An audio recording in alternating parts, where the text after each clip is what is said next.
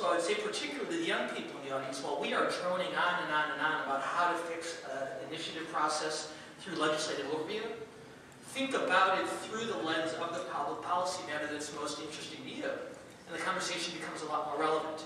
We'll keep droning, but if for you it's about marijuana, if it's for you it's about healthcare, if it's for you about crime, it hopefully becomes a much more relevant conversation. So thank you very much for framing the question the way you did. I thought Dan was going to say everybody looked high. You go right ahead. Hi, Ellen Mercier. You speak, or all of you have collectively spoke on the intellect of voters, and I would challenge you on that. I talked to many voters after, I was thinking how one could regulate it, and after they walk out of the voting box, it's never asked, did you understand the proposal you voted on? And when you read a lot of these initiatives, including Proposition 8, which Kinstar had a formidable role at trying to defend it recently, is people didn't know what they were voting for. And over and over and over, I work with individuals trying to help them interpret what the ballot is. You get one of those ballot initiatives, and it might as well be a book written in Greek. There's nothing explained about the ripple effect, what could and does happen, the funding, where it goes. I respectfully disagree with all of you. I think the common American individual that opens it up across educational lines really can't come up or ascertain what is 2 years down the road going to be part of that policy, what 8 years are going to be, what's the ramification.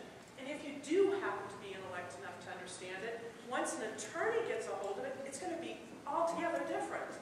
So I think that when you look at public policy and people vote on public policy, they at least have the right to understand what they're voting for. And part of that initiative, I met a kid that goes around and collects the $2, and he makes a handsome little income. Last week at a volleyball game, actually. He makes a handsome little income doing this, and he thinks that's the end of the voting process, because he gets it on. I would like the end of the voting process to be that once I vote for an initiative, I really understand what I voted for and how the ripple effect through time is going to affect my children or my parents. And I would like sort of a response from you about this intellect society that reads it, and why are so many people scratching their head looking like they don't understand. Well, I think the notion is that I think what Joel and Dan said, they vote no for the exact reason you said. Well, if you did that, you would have passed Proposition B. But you basically, they vote no. When they see all that garbage and that gobbledygook that no one can read, I look at it, I can't read it. They just say, I can't understand, so I'm voting no. Right?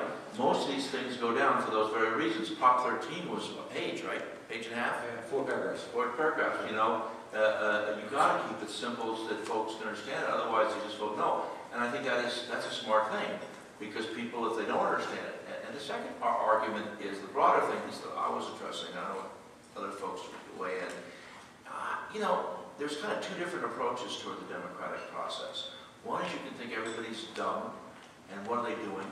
Or you can ultimately have confidence in the ultimate common sense of the public. And I'm one of the believers that in the ultimate common sense. And I think generally they get it right.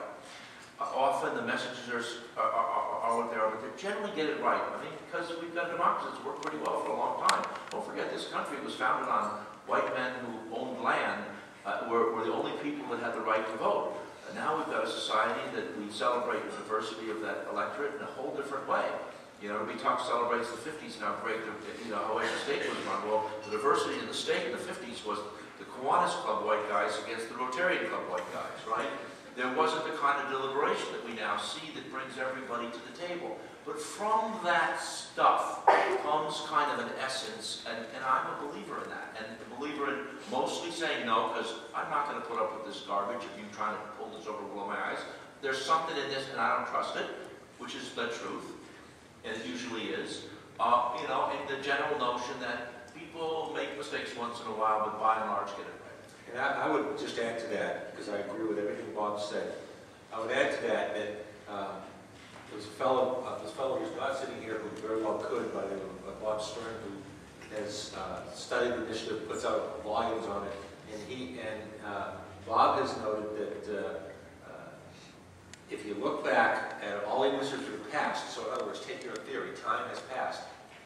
Pretty much the voters would vote much the same way they did. There are very few initiatives that they might change their mind on. I think the one that he uses is about you couldn't have paid television, right? There was an initiative that was passed back in my dad was 60. You couldn't have paid television.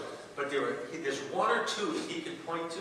He said Prop 13 would still pass, term limits would still pass. All these initiatives the voters voted on would probably still pass today, even after time has elapsed. So I agree with Bob that generally the voters' instincts are pretty good on most initiatives. How about the $10 million for the bullet train to San Francisco? Well, I oppose that. I debated that on here. I debated that on a number of forums, and I think that was a mistake. But It's actually We have a bullet train. You know that Proposition B, if you read Proposition B, in order to vote no on Proposition B, you had to vote yes.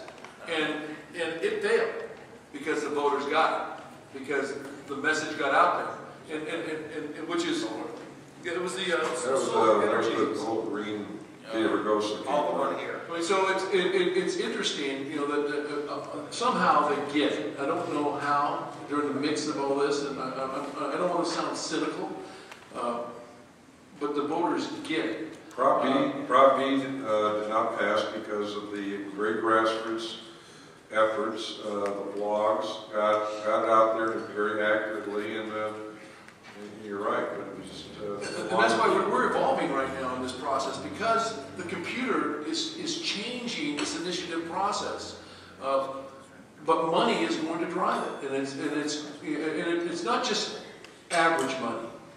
It's big money drives this process. If you've got something that you really want to get through, you get enough dough, you can do it. If you've got an average amount of dough, you're going to have a hard time. And I think that Prop B wasn't very well funded on either side. Prop 13 was funded by sheer energy, a lot of it. This is a phenomenon now that is going to evolve even further, because now anybody can be a newspaper. All you have to do is open up a blog and attract attention. And so we're dealing with a whole new era. And the next 10 years are going to be very exciting in terms of how we deal with the initiative process and how we get the information out involving the initiative process. Because any one of you in this room could be just as powerful as the LA Times.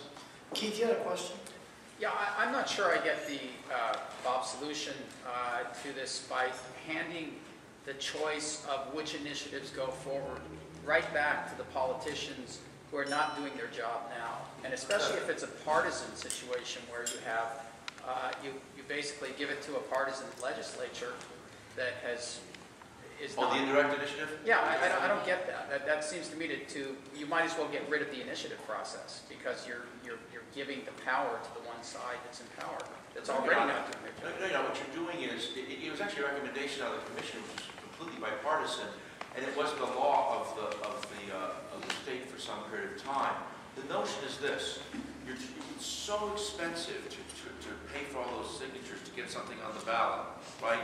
You were trying to deal with these competing interests, to take the big money out of it so that it's not so expensive, so you lower the threshold, so it takes fewer votes to get it.